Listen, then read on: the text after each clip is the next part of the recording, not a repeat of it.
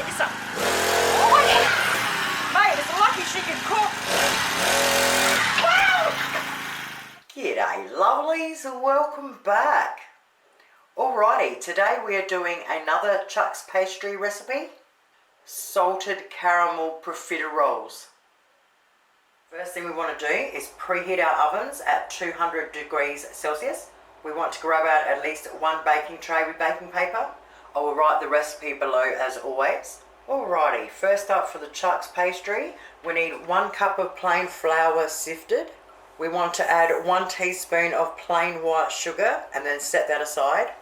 We now want to crack 4 eggs into a small bowl, whisk them up with a fork and set them aside. Now into a saucepan we want to get 75 grams of butter and we need a wooden spoon. We want to add 1 cup of water and a pinch of salt. We want to stick it on the stove top, put it on a medium heat, melt the butter and then bring it up to a boil. Alrighty, now it's started to boil. We want to grab our sifted flour and sugar, put it straight in. And then we want to stir full on with our wooden spoon.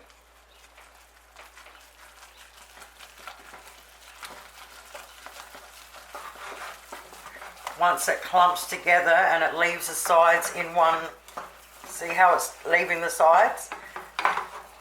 And it's clumping together, straight off. Stick it straight in a bowl. Set a timer for exactly 5 minutes.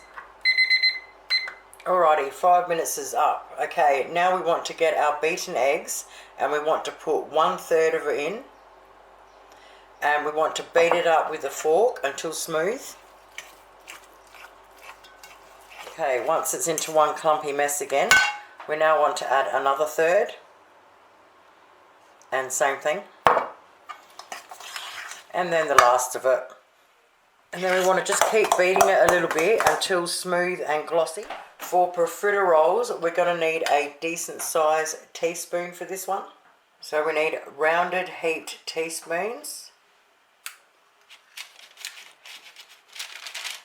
Put it on.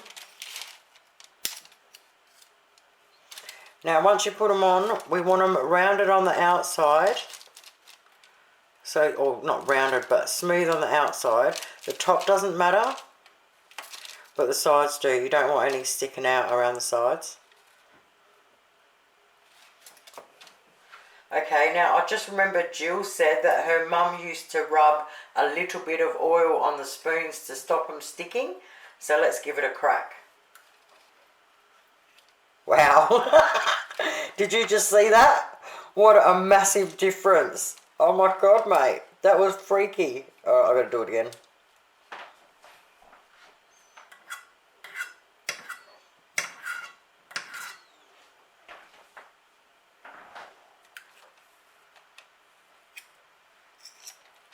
That is crazy. Nice, Jill. Very nice. Thank you for the tip. Alright, well that's easy to make them rounded. Okay, we need 15 to a tray. Now if you've only got 1 tray, that is no problem at all. Just leave the bowl on the bench until you're ready to cook your next lot and then you can make them up. If you've got 2 trays, bonus. It makes 30 of them. Once we're ready, we want to bang them in the oven and set our timer for 10 minutes. Alright, now our 10 minutes is up. We want to reduce our ovens to 180 degrees Celsius. We want to set our timers for 18 minutes, but have a look at them after 15 and see how they're going. 18 minutes later in my plain electric oven, and mate, I don't think I'll ever get sick of the smell of these. Oh yeah, baby. So how you can tell they're ready is you pick them up and they're really light. That's when you know they're ready. Alright, now with a skewer or a knife, we want to put little holes in them or a little tear in them. And this gets all the steam out. Once we've done that, we want to put them back in the oven and set the timer for 3 minutes. Alrighty, 3 minutes later, take them straight out. Now, if you don't have a cooling rack, just stick them on your bench. Now we want to turn our ovens back up to 200 degrees Celsius. Give it 10 minutes to heat back up and then stick your next lot in, set the timer for 10 minutes and do it all over again. Alrighty, they're all cold, so now we want to beat our cream. So we need a 600 ml of cream, and the first thing we want to do is fill a 1/3 cup measurement up and stick it in the fridge, because we're going to need that to make the caramel, and the rest of it into a bowl. So because the caramel's really sweet, with this cream we're going to add 2 tablespoons of icing sugar and 1 teaspoon of vanilla extract, and then we'll get the electric beater out and whip it up. Once we've done that, we can either put it in a piping bag and then use the nozzle of the piping bag to stick a hole in them, and you can fill them up that way, or you can get yourself a grated knife, one of the finely grated ones, and just cut the top off, which is exactly what I'm going to do, and fill them up.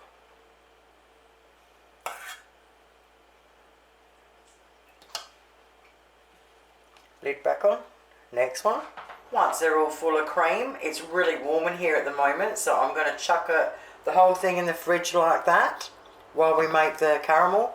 Now for the salted caramel. In a saucepan we want 100 grams of butter chopped up, half a cup of firmly packed brown sugar, the 1/3 of a cup of cream, 1 tablespoon of golden syrup, and we want 1 teaspoon of whatever salt you've got. So if I didn't have this, I'd normally use sea salt, but you can use any salt. I'm using the Murray River salt. Now this was given to me by an awesome subscriber. So Glenn, if you watch this, can you please write down below where you got it from, because I've forgotten and I know at least one person's going to ask.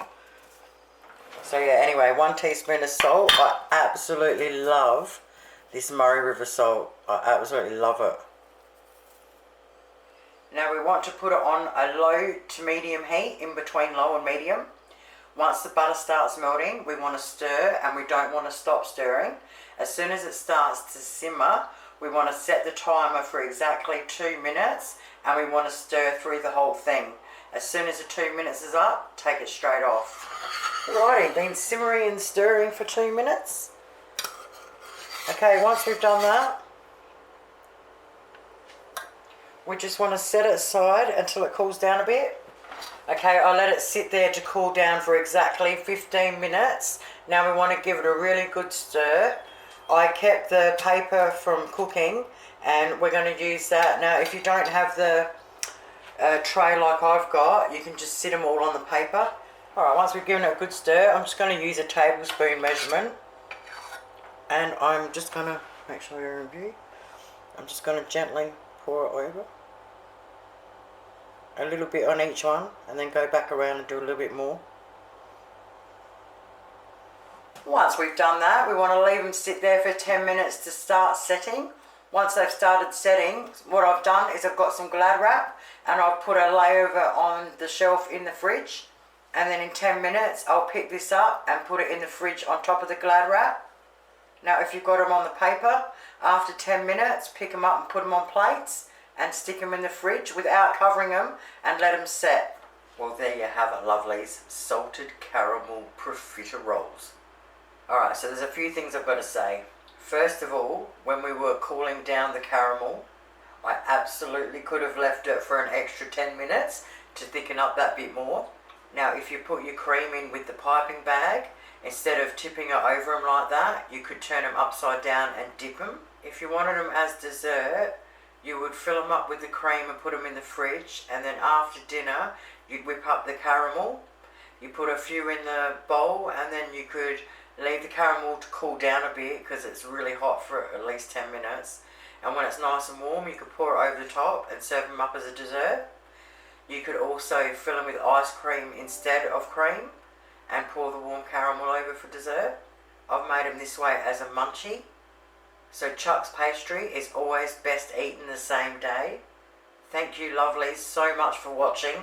I'm going to go mow the lawns for the next couple of days. So have a great weekend.